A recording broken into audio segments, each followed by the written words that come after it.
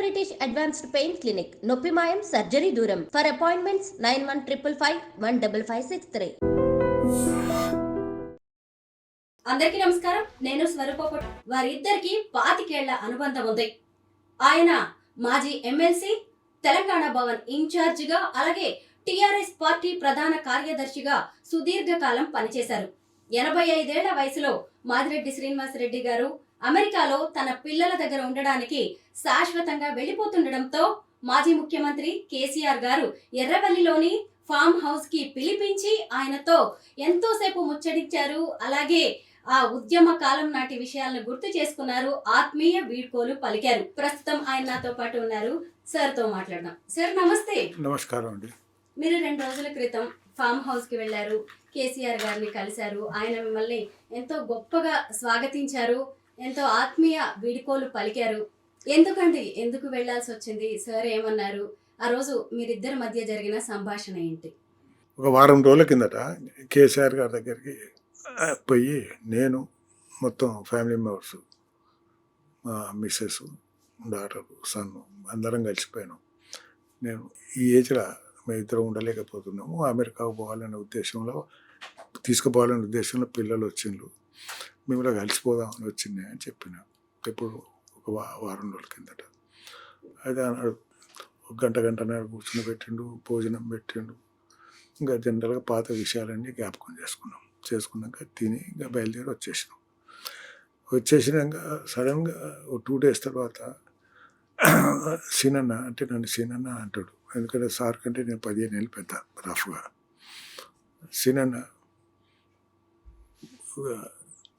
3 రోజుల తర్వాత అంటే నేను మొన్న డేటు చెప్పి ఆనాడు భోజనానికి రండి, అందరు రాని అన్నాడు.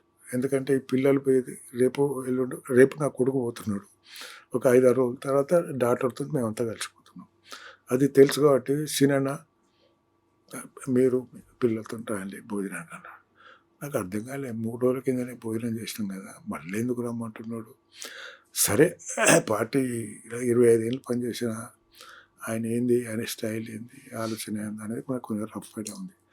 ఏదో ఇంపార్టెంట్ ఉంటేనే పిలుస్తాడనే దాంట్లో చక్కగా ఏంటి 2 o'clock అంటే నేను యూజువల్గా ఖాళీలో పనిచేసిన కాబట్టి పీరియడ్ టైం కంటే టైం పోతా. 2 అంటే ఎగ్జాక్ట్ 2 o'clock పోయారు. ఆయన నా కొరకు వెయిట్ చేస్తుండే. అయితే ఏమనుకో, ఓన్లీ మంచి వచ్చాడో ఆనాడు వేరే ఎవరికి పర్మిషన్ ఇవ్వలే. ఇంకా మేము వస్తున్నామో లీజర్గా మాట్లాడాలనుకున్నామో.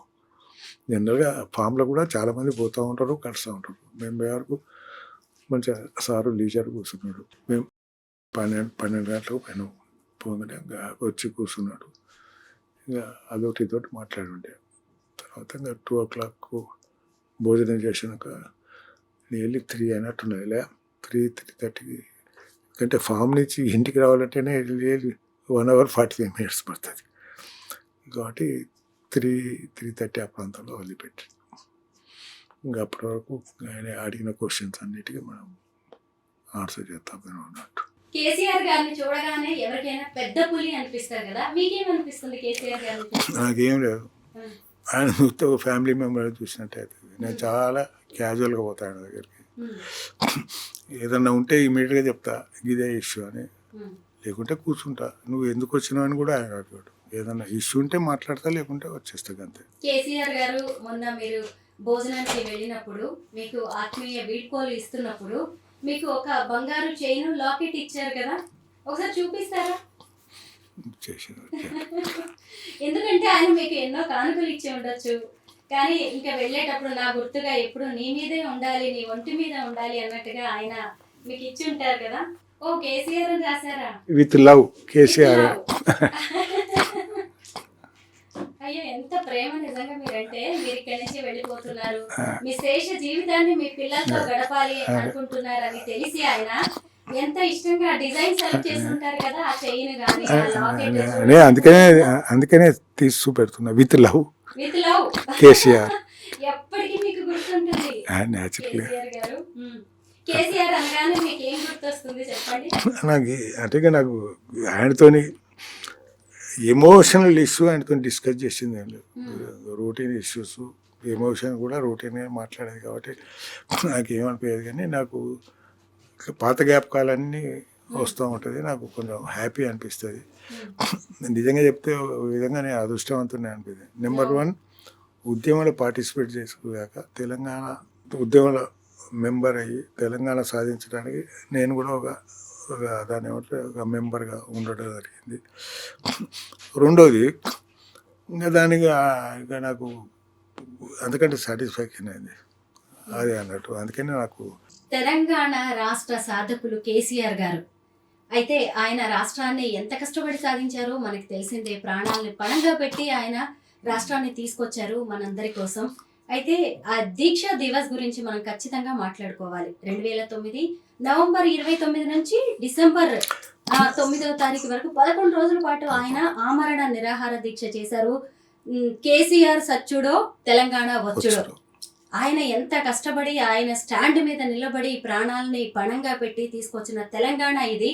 అయితే అప్పుడు మీరు ఆయనతోనే ఉన్నారు, ఆయన వెన్నంటి ఉన్నారు కదా, ఆ రోజుల్ని గుర్తు చేసుకున్నాం.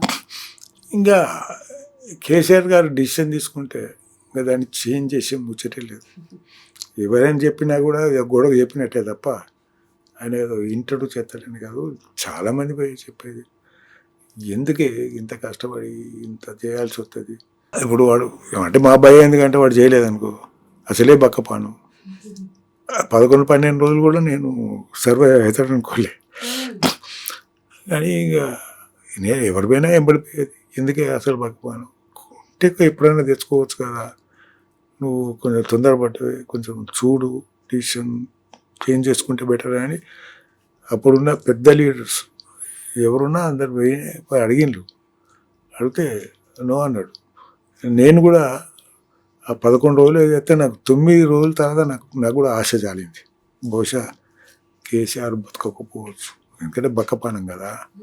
అప్పటికే హాస్పిటల్లో తీసుకుపోయిండ్రు, అక్కడ జాయిన్ అయ్యిండ్రు, మళ్ళీ మమ్మల్ని లోపలికి పంపించకపోయేది ఏమన్నా చూద్దామంటే. అట్లా నాకు 9 రోజుల తర్వాత నాకు కేసీఆర్ కింద కొంచెం బహుశా సర్వైవ్ కాకపోవచ్చు.